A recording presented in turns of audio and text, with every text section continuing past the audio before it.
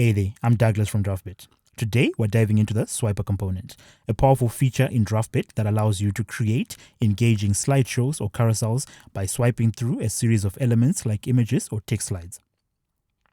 The swiper component is perfect for highlighting featured content, setting up image galleries, or building engaging onboarding screens. It enables users to cycle through slides by swiping left or right, creating a smooth and interactive experience. Now for a quick note. For the swiper component to work effectively, it needs to contain a swiper item component. This acts as an individual slide within the swiper. We'll cover more about the swiper item when we add our first slide. For now, let's focus on setting up the swiper and exploring the configuration and styling options it offers. In order to add a swiper component, first we need to think about how we're going to pass the data down to it. We have two options. The first option is we can do it using a variable. So we come here, we create a variable. I already have a variable called data, and it's of type object array. Then we give it a value. And then once we have the swiper component, we can pass down that variable. But then the option that I'm going to be doing today is by using a fetch component. By using a fetch component, we're going to fetch data from a backend API. We're going to get back that data, and then we're going to pass it down to the swiper component. So let's go ahead to our component picker. We click add, and then we're going to search for the fetch component. And inside that fetch component, in the data tab, we go to service and we pick Draftbit example. And what this is, these are just example endpoints that are available for free from Draftbit. And the endpoint that I'm going to pick is the user endpoint. And what that does is going to get some test data for users. It's going to give us 5 users. As you can see, we have ID, we have full name, we have the image. So we have 1, 2, 3, 4, 5. So we get back 5 users. Now that we've added the fetch, we'll place the swiper component inside it. So with the fetch component highlighted, we're going to click add again, and then we're going to search for the swiper component.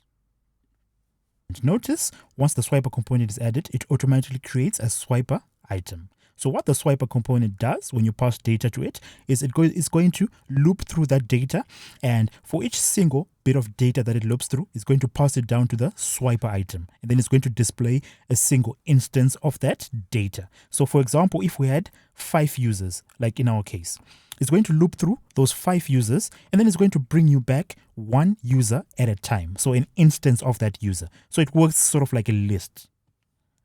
So now let's click the swiper.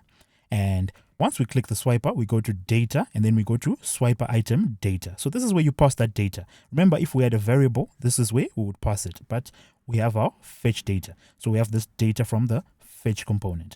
And what the fetch component does is it can pass data to any of its children. So the swiper is a children of the fetch. So it can pass data to any of its children. And this data, we get it through a top level response. So if we come to swiper item data and we click here, we're going to see we have this fetch users top level response. And once we click that, our swiper now has access to that data. And you can even see we now have 5 dots. These 5 dots is telling you that the data is been received. So it's 1, 2, 3, 4, 5. And it's already trying to handle that data. But then it's not going to handle it in any meaningful way because we haven't told it to do anything with our data. So what we want to do, we want to go into our swiper item. So this swiper item, think of it as a view. We can add whatever we want to this. So for example, we can add an image. And what I'm going to do to this image, I'm going to go to the styles. I'm going to give it a height of 100% and a width of 100%. And what that does, that makes our image fit the swiper item view. And what we're going to do now, we're going to go to the data tab. We're going to create a variable. So when we have curly braces and we say, for example, URL, once I click outside, Draftbit is going to automatically create a variable called URL. And we can pass data to this variable, and it takes that variable and replaces it here. So here we can add the image URL, and Draftbit is going to take that image URL and is going to inject it into this source URL. Once we do that, we can come here, click this, and we're going to see that we now have access to all our data. But this is a singular form of the data. Right now, it's in sort of like an array, and then the swiper loops through that data, passes a single object to the swiper item, and now we can access it. So now we can access the ID, the bio, the email, the phone number. But for now, we just want to access and you're going to see now we have access to the image. We can even go through the image. Just to recap what we did, we fetched our data using the fetch component, and as you can see, we have our data. Then that data, we pass it down to the swiper component, and the swiper component loops through that data and passes it down to the swiper item, where we can now access it in our image and use it. Let's go back to the swiper component and go to the data tab. The first thing that we see in our data property is the row. The property is available to any child of a fetch component, allowing you to handle various states of data. So if we go to the drop down, we have data, loading, and error. So data means that the data is successfully loaded and available to display. Loading means that the data is still being fetched. Error indicates that an error has occurred while fetching the data. With the row property, you can conditionally display different content based on these states. Then up next, we have swiper item data. This is where we pass the fetched data to the swiper, enabling it to loop through the data and create a slide for each item. Up next, we have initial slide. This property lets you set the starting slide in the swiper. It uses a zero-based index. So if you want the swiper to start, for example, on the third slide, you would set it to 2.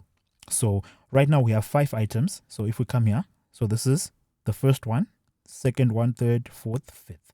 So when we are in Draftbit and we want to set an initial slide, we start from 0. So this first image is 0. And since we have 5, the last one is going to be 4. So if I go to the initial slide and I say 0, it's going to open on this first image. But then if I come in here and I say 3, it's going to go on the 4th slide. So that's how it works. We can specify an initial slide here that it should open when the application loads. Let's have that back to original state.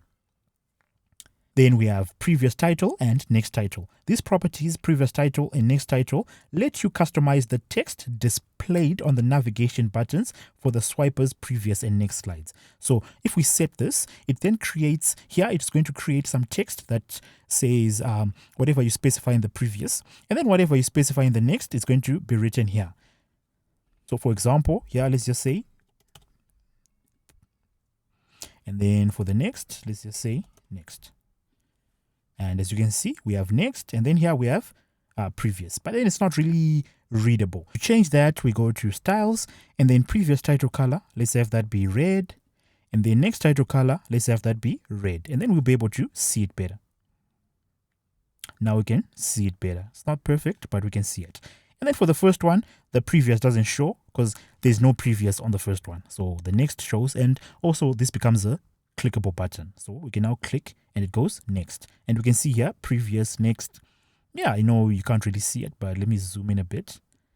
Yeah, previous, next. So now we can go through. And then, yeah, let's just cover the styles. So the dot active color, this is what color do you want the active dot to be? By default is blue. We can make that secondary color and see if that changes. And well, you can see it changed. Then we can have the dot color. Let's have that be red. And as you can see, we can customize. Let's just have these back to normal. Now let's move on to the configuration tab where we can fine tune the swiper's behavior. So if we come here, we go to the configuration tab. The first thing that we're going to see is the component name. This allows you to rename the component as it appears in your screen's component tree. So this is the component tree, and right now it says swiper, and we can change that here. Then up next, we have the loop.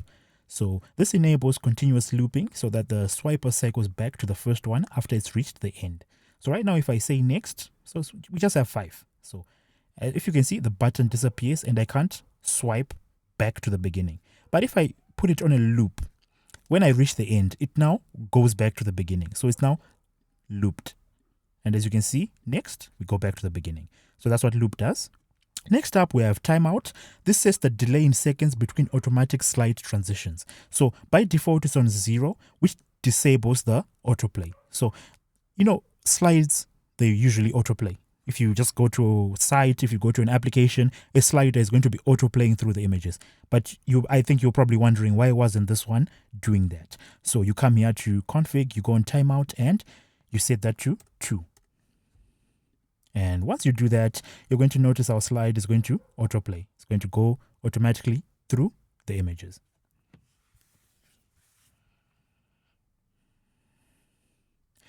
Let's have that back to normal.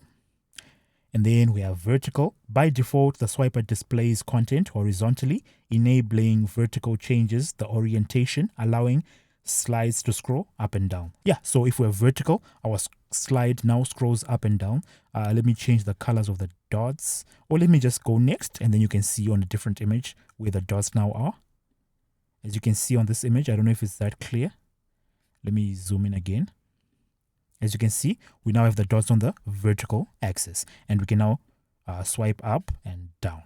Then up next, we have dots touchable. So with the dots touchable enabled, users can just tap the dots below the swiper, and they should be able to jump to the specific slide. So let's turn off this vertical property. Yeah, and now when we click these dots, we just go wherever we want. This is a default behavior. If we turn this off, now you notice we can no longer click the dots. Let's have that back to normal. And up next, we have minimum distance for action. This settings controls the distance that the swipe gesture needs to cover before it triggers an transition. Essentially, this defines the swipe length required to confirm a slide change.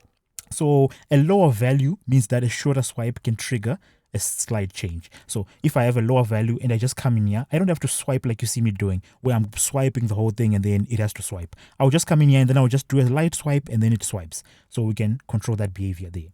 And then lastly, we have minimum distance to capture. This property says the minimum swipe distance required to begin tracking a swipe gesture. So it essentially activates the swiper once a gesture meets this distance, helpful for giving user more control over swipe interactions. A lower value lets the swiper start tracking every short swipe gesture, capturing almost any slight movement. So again, it's similar to this one, but this one relates to more to interactions. We were going next, where you're trying to swipe and at what point do you want this interaction to be triggered. So yeah, with that, let's go to the interactions. So the interaction section defines actions that can be triggered by different swiping actions. So the first one is on index change. This trigger activates whenever the slide index changes. So when we are on the first one, we are on 0. When we're on the second one, we're on 1, 2, 3, then 4. So whenever this index changes, this trigger is going to run.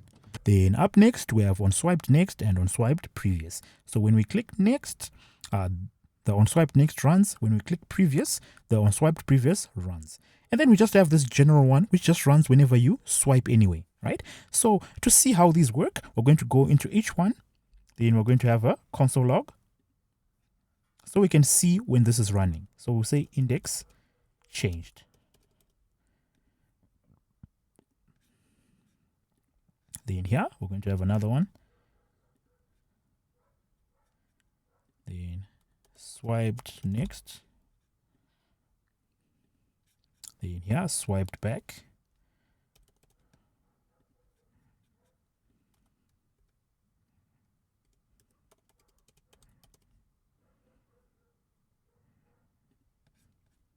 Then the last one is just on swipe.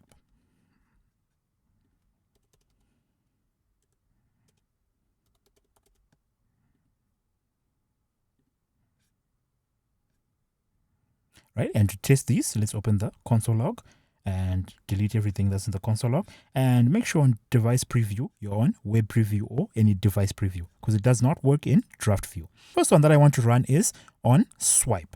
So I'm just going to swipe, and then notice that when I do that, right, it's going to run almost all of these, right? So I'm just going to swipe, and notice the first thing that ran is index changed. So why did that run? When we swipe from the first to the second, we've changed the index. When we swipe from the first to the second, we've swiped next. When we swipe from the first to the second, we've run this on swipe. And then notice the only one that didn't run was the on swiped previous, because we didn't swipe previous. We swiped to the next one. So now let's swipe to the previous one. And then the first one that runs is index changed, because you've changed the index from 1 back to 0. You've swiped back, right? That's why the swiped back is showing, and you've also swiped. So yeah, instead of having these console logs, for example, what we can do is we can record like this on index change, or we can go back to this on swiped right, for example. And whenever someone swipes right, we might need to do something to the database, right? So for example, if someone swipes to the right, we might need to send that to the database. So we would make an API request to the database with that user's ID or user's email, for example. With all these configurations in place, you have a powerful customizable swiper component ready to showcase dynamic content inside your application. Whether you're building an image carousel, a product showcase, or onboarding experience, the swiper can add a smooth interactive feel to your UI. If you found this walkthrough helpful, please subscribe to stay updated with more tutorials, tips, and tricks. Thanks for watching. See you in the next one.